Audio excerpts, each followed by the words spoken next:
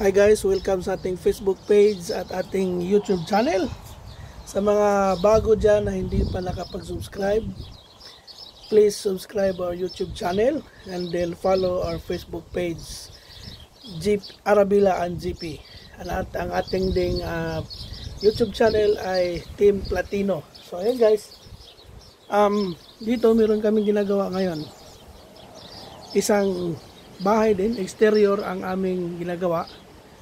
So, nasa stage pa kami ng preparation. Nakikita nyo, yung wall na yan, naka-primer na. Yan, nasanding na rin yan.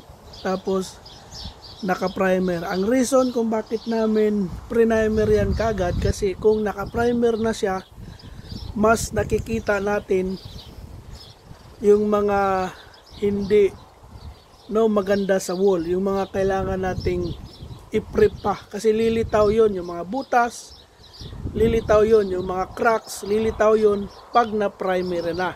So ang ginagawa namin ay pinaprimer namin, tapos saka namin pinipiliran at sinisilikon yung mga butas, tapos i-primer ulit namin yung mga areas na aming nilagyan ng mga filler. So ayan, pakita ko sa inyo guys, kita nyo kung ano ang mga pinipiliran namin ay yung mga ganito.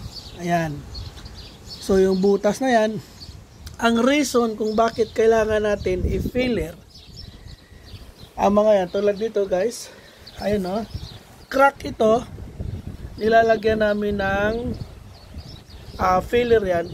Ayan o, mga cracks, usually ito yung mga joints ng weatherboard.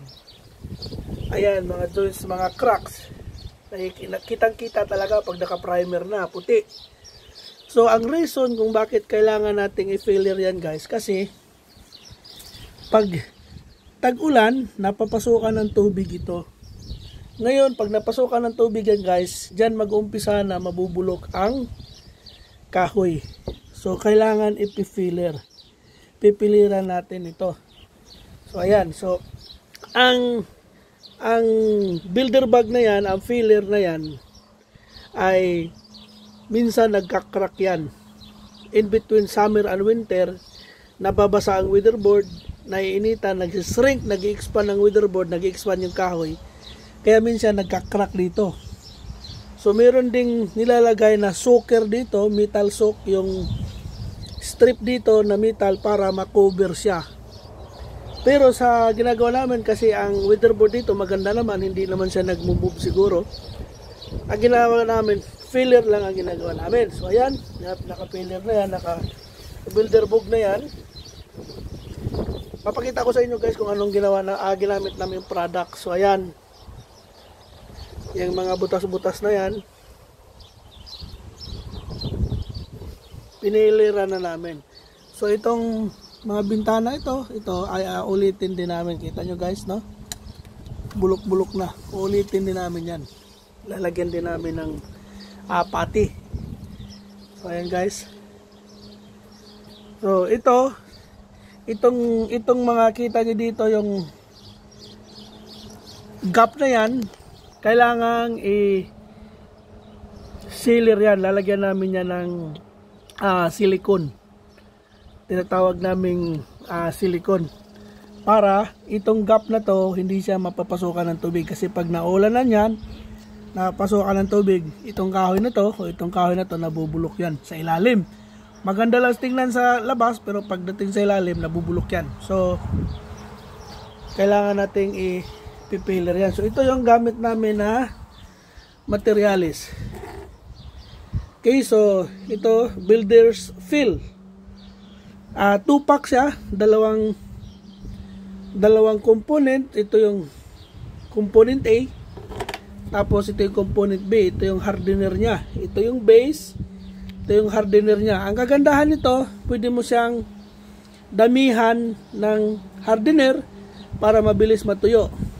Pero pag summer, disadvantage yun, kasi mainit, mabilis din matuyo. Kaya pwede mo nang kontian. No, pwede mong kuntian ng pwede mong kuntian yun guys ng hardener, para hindi ka matuyo mabilis. So ito din naman ang isang ano namin, ginagamit kong track filler. Ito naman ay component A lang to. Single component, wala siyang hardener. Direct apply na ito, stir mo lang. Water based din siya. Pwede mong dagyan ng tubig para medyo malambot. Water based siya pero wala siyang hardener. At ito yung ginagamit namin na silicone. Ito yung Pro Gaps filler. Ito yung sa mga joints, sa mga ilalim ng weatherboards. Ito yung exterior, interior super flexibility, high crack resistance, low shrinkage, and smooth finish. Ito yung ginagamit namin sa paglagay dito sa mga gilid-gilid na yan. So ito yung pinaka main products na ginagamit namin guys, mga main materials na ginagamit namin pag prep sa isang bahay sa exterior. So ayan guys, nasa stage pa kami ngayon ng preparation. Yung mga kasama ko nagsanding doon, may dalawa ko nagsanding. Habang ako naman dito ay magpiprep. So itutur ko kayo dito sa mga sinanding nila guys. So itong bahay na to ay farm. Ang may-ari nito ay aming old clients. Nakatatlong bahay na akong gumawa sa kanya. Ito pang 4 na bahay na to. So meron pa siya isang bahay guys na ipapagawa sa amin. So ayan yung sinasanding nila. So ayan guys, hintayin lang natin na yung mga cracks. Hintayin lang natin ang finished products nito.